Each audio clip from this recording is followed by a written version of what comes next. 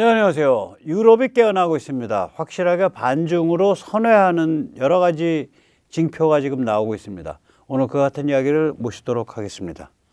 미국의 이제 GDP가 한 29조 달러, 그 다음에 EU가 한 20조 달러, 그리고 중국이 18.7, 19조 달러, 한국과 일본을 합치면 한 6조 달러. 이게 이제 덩치가 큰 규모들이 그래요. 그런데 이제 EU가 이게 이제 말하자면은 참 속내가 복잡한 동네잖아요. 뭐 세계 대전을 두 번이나 사실 일으킨 지역인데 거기서부터 시작됐으니까. 그런데 20세기 세계 대전 두 개를. 그런데 이게 이제 하나로 묶여가지고 그렇게 속내가 복잡을 하니까 여기는 이렇게 그 뚜렷한 주견을 가지고 명확한 정치색을 가지면은 충돌이 날까봐 완전히 PC의 온상이었습니다. 정치적 올바름 혹은 이제 획일주의죠. 뭐 부비부비, 예, 좋은 게 좋은 거다. 그러니까 이런 그 아주 무기력한 상태에서 이제 꾸역꾸역 굴러온 늙은 유럽이라 그러죠. 올드 유럽이라고. 그런 유럽이 회춘하고 젊어지고 말하자면 가치 판단과 그리고 체제에 관한 판단 이런 것을 굉장히 심각하게 하는 상태로 바뀌고 있습니다. 이거가 뭐 중국 덕분이죠. 예. 그러니까 러시아가 우크라이나를 침공을 했는데 중국이 러시아 편을 드니까 유럽의 입장에서는 existential threat, 그러니까 실존적 위협을 느끼게 된 거예요. 마크 루터 나토 사무총장이 한국 날짜 아마 어제일 겁니다. 오늘 아침이거나 한 자리에서 한 연설에서 결국은 러시아, 중국, 북한, 이란이 한 통속이고 전례 없는 군수산업 협력 체제가 만들어지고 있으며 유럽이 이에 대해서 대항하고 준비해야 된다. 그런 이야기를 합니다. 짧으니까 직접 들어보시죠. And Russia is not alone in its efforts to undermine the global rules. As you know, it is working with China, with North Korea, with Iran and others. 예, 그러니까 러시아, 중국, 북한, 이란, 우리가 크링크라고 하는 거, 차이나, 러시아, 이란, 노스코리아 이게 한 덩어리다. 그런데 누구든지 얘기하거든요. 크링크의 제일 큰 형님이 누구야? 두목이 누구야? 중국이다. 그러니까 유럽의 입장에서 보면 이번 우크라이나 전쟁을 통해서 유럽이 절감한 것은 중국이 만악의 근원이다. 중국이 결국 러시아랑 손을 잡고 유럽을 침공한 거다. 이렇게 보이는 거예요. 그래서 거대한 각성이 유럽에서 지금 진행돼서 그게 이제 가시화돼서 나오면서 이 미국의 트럼프 노선과 이제 시너지를 일으키고 있는 이런 상황이 됐습니다. 예. And Russia is not alone in its efforts to undermine the global rules. As you know, it is working with China, with North Korea, with Iran and others. They are increasing their defense industrial collaboration to unprecedented levels. They are preparing for long-term confrontation. We cannot be naive. We must be prepared. 물론 그렇다 그래서 유럽이 바로 뭐 정신 번쩍 차린 그런 상태는 아닙니다. 예를 들어서 영국과 같은데 많은 미디어들이 트럼프에 대해서 굉장히 그 부정적인 입장을 기본적으로 취하려고 딱 스탠스를 가지고 있고요. 또한 이 독일 같은 경우에는 역시 속내가 복잡하죠. 굉장히 속내가 복잡한 데죠. 이 DW 방송, 그러니까 독일 국영 방송이죠. 이 제목을 보면 제1도련은 어떻게 세계에서 가장 중요한 지역이 됐나? How the First Island Chain became one of the world's geopolitically most important territories. 제목이 아주 멋있다 말이에요. 예. 그래가지고 이제 이게 화두가 되니까 중국이 화두가 되고 반중전선이 화두가 되니까 이런 이제 프로그램이 만들어지는 거죠. 그래서 이거 떠들어 보니까 아이고 까고 보니까 또 이게 시부렁시부렁입니다.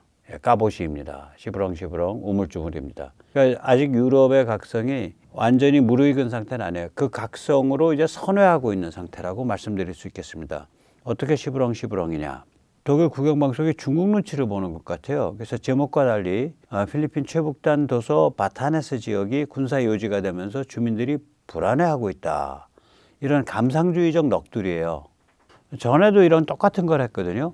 미국이 중국과 대결을 하면서 오키나와 열도에 군비를 강화하니까 오키나와의 반미, 평화 시민운동이 활발해지고 있다. 이런 걸 DW가 했는데 똑같은 관점에서 바타네스도 다루고 있어요.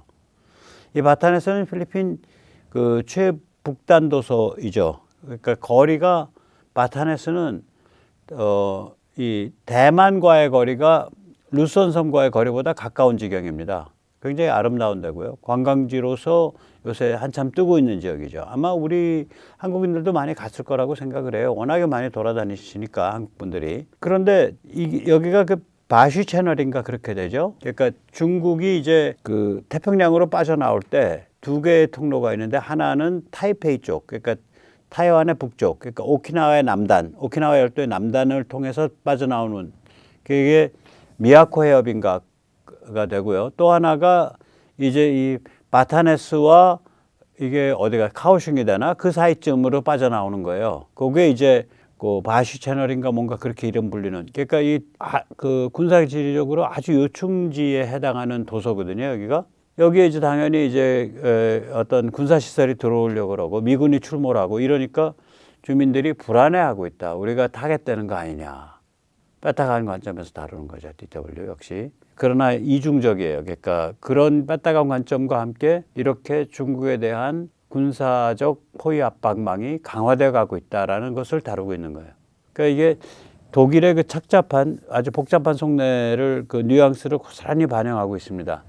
여기서 잠시 세뇌탈출 자유구독료 부탁 말씀 여쭈고 또 이어가도록 하겠습니다. 아시다시피 세뇌탈출은 광고가 잘 붙지 않습니다. 네, 붙더라도 천천히 붙는 경향이 있습니다. 도와주시면 보다 좋은 컨텐츠로 찾아뵙는데 커다란 힘이 되겠습니다. 감사합니다.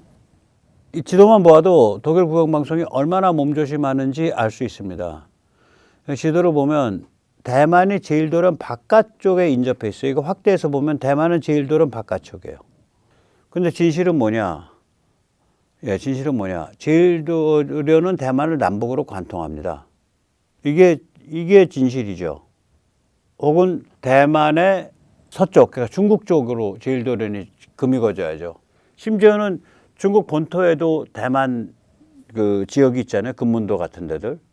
그 다음에 둘째 뭐냐면 이 가장 민감한 지역인 한국과 일본은 아예 선을 안 긋어요. 근데 아시다시피 제일도련은 북에서 남으로 전개됩니다. 주춧돌은 북에 있어요. 그러니까 서북태평양에 있는 거예요.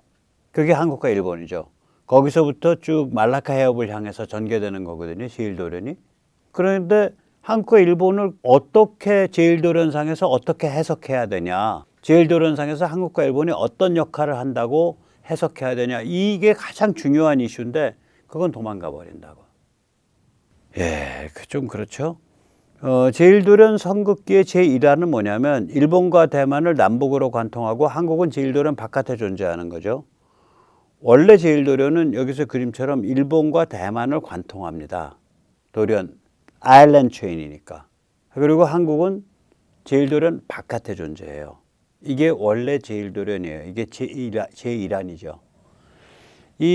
그 말도 많고 탈도 많은 에치스 라인, 이게 6.25 직전 1950년 1월에 당시 국무장관이었던 딘 애치슨이 발표했던 라인이죠. 그게 이제 이 동북아시아에 있어서의 미국의 방어선이 어떻게 되냐를 밝힌 라인인데 서태평양 방어선이죠.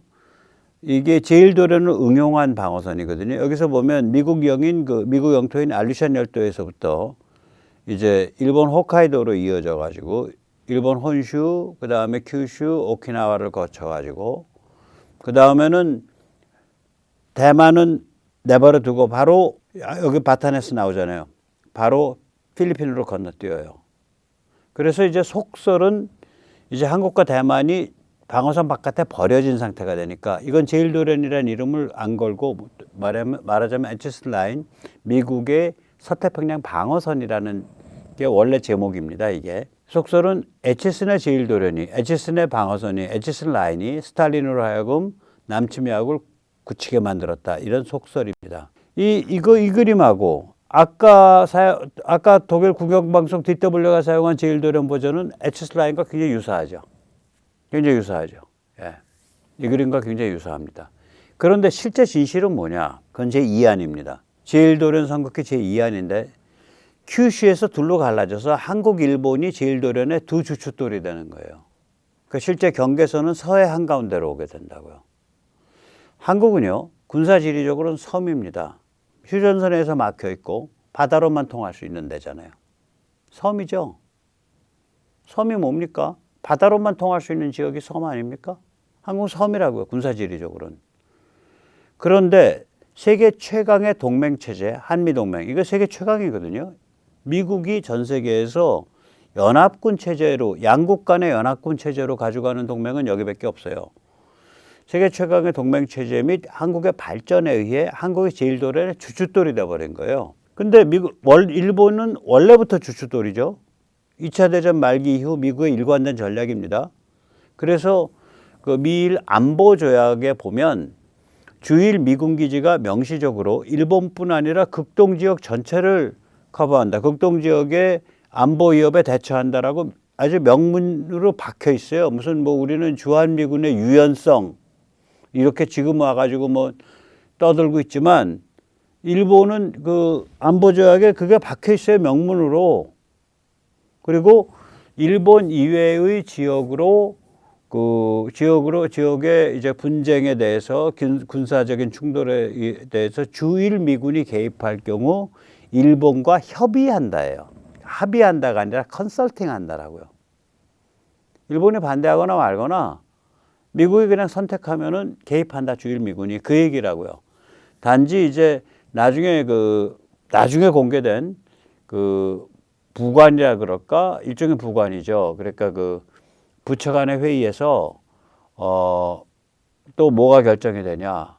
일본이 아닌 지역 중에 한반도에서 충돌이 일어나는 경우 주일 미군은 즉각 개입하고 그때는 일본과의 사전 협의조차 필요 없다라고 또 정해져요.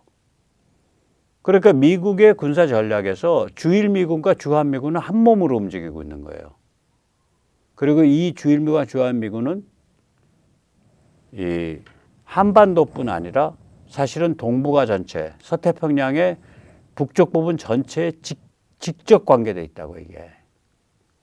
그래서 이걸 무슨 지금 와서 뭐 주한미군의 전략적 유효성이 어떻고 저쩌고 아닙니다. 중국이 아니면 애초에 주한미군이 이제 있을 필요가 없어요. 한국 국력으로 보면. 우리가 사실상의 주적이 중국이다. 이 얘기를 이제 공공연하게 해야 돼요. 사회 모든 분야에서. 당연히 그렇죠. 다 알고 있는 거 아니에요? 좀 생각 있는 사람들은?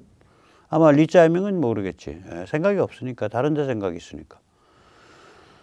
자, 그래서 이제 DW 방송에서도 우리가 알다시피 아직 유럽인들이 완전하게 각성한 상태는 아닙니다. 이제 각성이 시작된 거예요. 아까 마크 루터의 그 연설에서 보듯이 유럽이 반중 신냉전으로 중국에 대한 어떤 어떤 적대적인 포지셔닝으로 이제야 각성을 하기 시작했고, 이제야 유럽이 2차 세계대전 이후에 최초로 자발적으로, 냉전 때는 소련이 워낙 무섭고 소련이 코앞에 있고 미국과 소련의 냉전이 살벌하니까, 그리고 동구가 어떻게 됐는지 봤으니까 그렇다고 치고, 지금은 다르거든요. 지금은 굉장히 여유 있는 상태인데 자발적으로 말하자면 스스로 이제 각성을 해서 어떤 가치 판단을 하고 이제 좋은 의미에서 공화주의적 보수주의적 기풍을 갖추게 되고 이제 그런 흐름들이 나타나고 그게 점점 더 활발해지고 있는 상태입니다. 저는 유럽인들이 만약에 중국에 대한 그런 실체를 좀 더 알고자 한다면, 또 중국에 대한 반중 신냉전의 본질을 좀 더 깊게 알고자 한다면 한국을 알아야 서태평양에서 펼쳐지고 있는 반중 신냉전이 보인다고 봐요. 서태평양에서 펼쳐지고 있는 반중 신냉전을 모르면 반중 신냉전을 결국 모르는 거죠. 근데 서태평양에서 펼쳐지고 있는 반중 신냉전을 알려면 한국에서 뭔 일이 벌어지냐를 알아야 돼요. 첫 번째 진실, 제1도련은 북단에 한국, 일본 두 개의 주춧돌로 돼 있다. 두 번째 진실, 한국은 중국 공산당 심장부 베이징을 겨냥하는 치명적 비수다. 지금 왼쪽 그림이 저게 2,000km죠. 한국에서 2,000km 그 퍼런원이 2,000km를 하면, 왼쪽 그림에서 한국에서 2,000km를 하면 중국 주요 지역을 다 커버하는 거예요. 해남도 바로 위까지 가요. 살벌한 거예요. 저거 지금 한국의 위치라는 게. 그리고 지금 저 중국의 심장부는 저 바레만 지역이거든요. 특히 베이징의 중난하이, 그 중국의 초특급 상류층들이 오골오골 모여서 사는 그들만의 세계. 그 1000km밖에 안 돼요, 서울서. 그냥 그러니까 서로 딱 목에다가 칼을 대고 있는 거라고요, 이거. 이건 군사 지리적 특성이죠. 그래서 한국은 중국에 대한 독침이죠. 그 지리는 그런데 군사력 및 군사 전략의 특성을 보면 독침이라고 이게. 네 번째 진실. 근데 이건 군사 지정학만 얘기한 건데 그러지 말고 소프트 파워 지정학. 이 얘기는 제가 만든 겁니다. 지오 소프트 파워. 이 지오가 붙으면요. 그리고 뒤에 뭔 말이 붙잖아요. 그러면은 뒤에 붙은 게 X면 X가 X가 지정학에 미치는 영향. 그러니까 군사 지정학 그러면 군사적 상황이 지정학에 미치는 영향. 지정학이라는 건 결국 어떤 글로벌 그 체제에서 어떤 게임을 할 거냐 이런 문제죠. 말하자면 소프트 파워가 지정학에 미치는 영향. 그다음에 지오 이코노미 그러면은 지경학이죠. 그러니까 지오 이코노믹스 그럼 지경학이라고 보통 얘기하죠. 이건 있는 용어입니다. 경제가 지정학에 미치는 영향. 그러니까 한국은 군사적으로 지정학에 있어서 굉장히 중요할 뿐만이 아니라 지리적으로도 그렇고 군사력으로도 그렇고 소프트 파워와 경제력에 있어서도 지정학에 굉장히 핵심적인 역할을 하고 있고 핵심적인 운명을 가지고 있어요. 굉장히 뜨거운 운명을.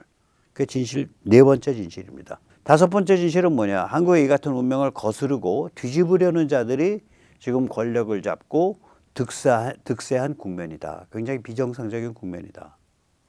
이 비정상의 정상화 어떻게 이루어질지 같이 고민해 보실 타임입니다. 오늘 여기까지 모시겠습니다. 감사합니다.